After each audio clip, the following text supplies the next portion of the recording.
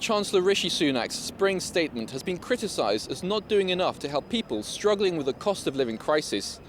The Shadow Chancellor, Rachel Reeves, said that by the end of this Parliament in 2024, 7 out of 8 people will be paying more in taxes. It's the hardest part about this job, not being able to do everything that people would like you to do. But I can't make every problem go away, but where we can make a difference, we want to, and that's what yesterday was about. Reeves said Sunak's plan is a disaster. I think the two big takeaways from it is that this is a tax-raising Chancellor. The tax burden is the highest it's been since the 1940s. The Resolution Foundation, an economic think tank, said the measures announced on Wednesday will do little to ease the impact of inflation.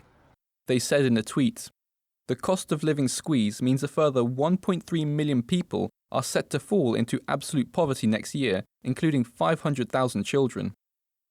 The director of the Institute for Fiscal Studies also criticised Sunak's spring statement. On the public finances, Mr Sunak has proved to be something of a fiscal illusionist. He told us that he cut taxes yesterday.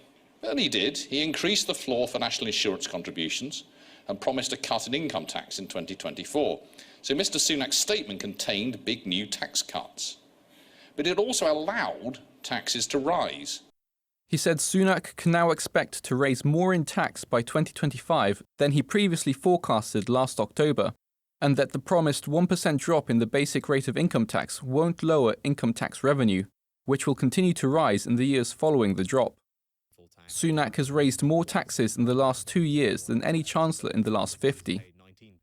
He was asked on LBC if, in the light of those figures, he was embarrassed to say he is the tax-cutting Chancellor. Sunak defended himself.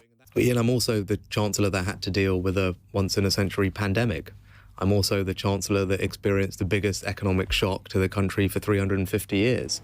And now that the economy is recovering, he says he's in the position to say, yes, we're now going to be cutting your taxes, and we started that today with more to come, and we're still investing in public services, and we've got a grip on our borrowing and debt.